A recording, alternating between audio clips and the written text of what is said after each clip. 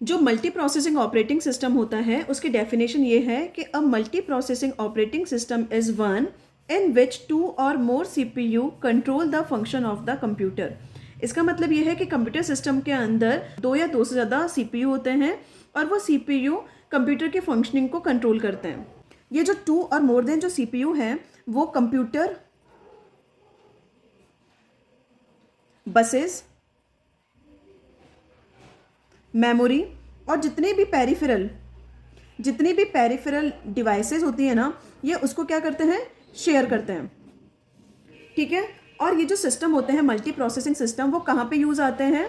वो यूज़ आते हैं आपके सैटेलाइट कंट्रोल में। और जो दूसरा यूजेस है उसका वो होता है वेदर फॉरकास्टिंग में।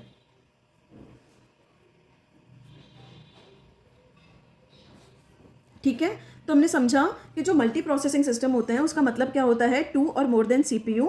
और जो ये मोर देन 2 CPU होते हैं वो कंप्यूटर बसेस को, मेमोरी को और पेरिफेरल डिवाइसेस को शेयर करते हैं और इनका यूज़ होता है सैटेलाइट कंट्रोल के अंदर और वेदर फॉरकास्टिंग के अंदर। अब अगर हम इसका डायग्राम देखें तो डायग्राम में क्या है, देखो यहाँ पे CPU 1, CPU 2, CPU 3 and CPU multiple CPU N तक होंगे, नंबर ऑफ CPU कितने भी हो सकते हैं। और ये CPU क्या कर रहे हैं, मेमोरी को शेयर कर रहे हैं। इसमें क्या होता है, जितने भी जो CPU होते हैं ना, उनके पास में सबके पास में क्या होता है, ऑपरेटिंग सिस्टम की क्या होती है, कॉपी होती है। सबने क्या कंटेन किया हुआ है, ऑपरेटिंग सिस्टम की कॉपी को कंटेन किया हुआ है। और ये जब भी कोई भी जब भी कोई ऑपरेशन परफॉर्म होता है ना, तो उन ऑपरेशन के कोऑर्डिनेशन में क्या होता है, ये जो कॉपी है ऑपरेटिंग सिस्टम की, ये आपस में क्या करती है, कम्युनिकेट करती है। तो हम ये कह सकते हैं कि जो मल्टी प्रोसेसर जो सिस्टम होता है या फिर जो मल्टी प्रोसेसिंग ऑपरेटिंग सिस्टम है, उसमें क्या होता है, 2 या फिर 2 से ज़्यादा क्या होते हैं, CPU होते हैं। और ये जो CPU क्या होता है, सिंगल कंप्यूटर सिस्टम के अंदर होते हैं। और इसमें क्या है, जो मल्टीपल जो प्रोसेस होती है ना, वो साइमल्टेनियसली एग्जीक्यूट हो जाती है। प्रीवियस वीडियो में हमने देखा था कि जो भी ऑपरेटिंग सिस्टम थे वो कैसे थे, वो यूनी प्रोसेसर थे। उसमें क्या था, सिंगल CPU होते हैं और मल्टीपल प्रोसेस होती थी। ये क्या है, मल्टीपल प्रोसेस हैं। तो CPU क्या करेगा, सबसे पहले प्रोसेस P1 को एग्जीक्यूट करेगा, फिर प्रोसेस P2 को एग्जीक्यूट करेगा, फिर प्रोसेस P3 को एग्जीक्यूट करेगा। लेकिन मल्टी प्रोसेसिंग में क्या होता है कि जो प्रोसेस P1 है वो एग्जीक्यूट हो रहा है CPU 1 के थ्रू, प्रोसेस P2 है वो एग्जीक्यूट कर रहा है CPU 2, और जो प्रोसेस 3 है वो एग्जीक्यूट कर रहा है CPU 3। तो इसमें क्या हो गया, जो प्रोसेस हैं उनका साइमल्टेनियस एग्जीक्यूशन हो गया।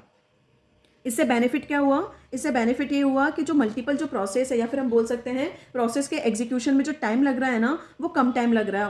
और प्रोसेस के एग्जीक्यूशन में जो टाइम लग रहा है ना, वो कम टाइम लग रहा है। और जो बड़ी प्रोसेस होती है उनको भी हम डिवाइड करके इसके थ्रू कम समय में एग्जीक्यूट करवा सकते हैं।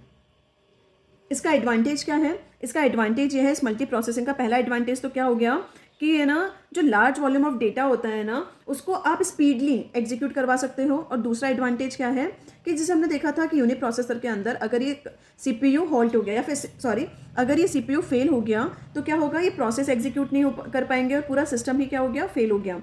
लेकिन मल्टी प्रोसेसिंग के अंदर क्या होता है कि अगर कोई भी एक सिस्टम फेल हो जाता है तो कंप्लीट जो आपके सिस्टम है वो हॉल्ट नहीं होता है। ये जो प्रोसेस है ये दूसरे सिस्टम के ऊपर या दूसरे CPU के थ्रू एग्जीक्यूट कर दी जाएगी और किसी भी और सिस्टम के ऊपर कोई इम्पैक्ट नहीं आएगा। और दूसरा एडवांटेज ये है, जैसे कि हमने देखा था यूनी प्रोसेसर के अंदर, कि अगर CPU फेल हो गया, अगर ये CPU फेल हो जाता है तो पूरे के पूरे जो प्रोसेस है वो एग्जीक्यूट नहीं हो पाएगी, यानी कि पूरा का पूरा सिस्टम ही फेल हो गया।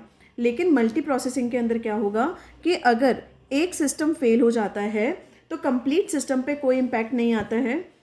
कि अगर कोई एक CPU फेल हो जाता है तो कंप्लीट सिस्टम के ऊपर कोई इम्पैक्ट नहीं आता है। इस CPU पे चलने वाली जितनी भी प्रोसेस है, सपोज P1 प्रोसेस है, वो कहाँ शिफ्ट हो जाएगी, दूसरे CPU के ऊपर शिफ्ट हो जाएगी। तो हमने देखा कि अगर एक CPU फेल हो गया तो उसका इम्पैक्ट कंप्लीट सिस्टम पे नहीं पड़ेगा, जितनी भी प्रोसेस है वो दूसरे सिस्टम पे शिफ्ट हो जाएगी और सिस्टम प्रॉपरली वर्क करेगा। तो ये हमने देखा मल्टी प्रोसेसिंग और मल्टीटास्किंग के बारे में।